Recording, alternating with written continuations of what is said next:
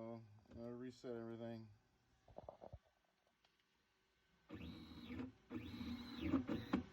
It stopped, clicked.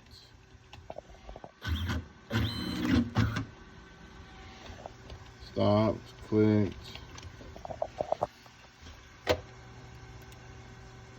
Let me turn back on the signals. It's like one of the problem solves I saw. Heard it click. Well, you stop limit now.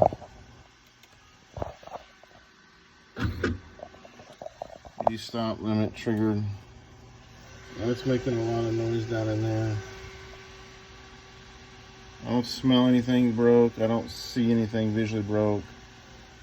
I'm just completely dumbfounded what this is going on. And I wish I could see the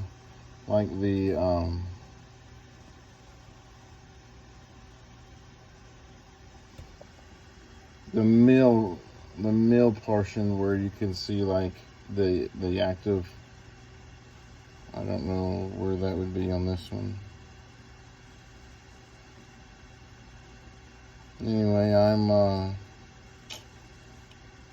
don't know. I guess there's something there causing all the issues. I don't know what it would be though.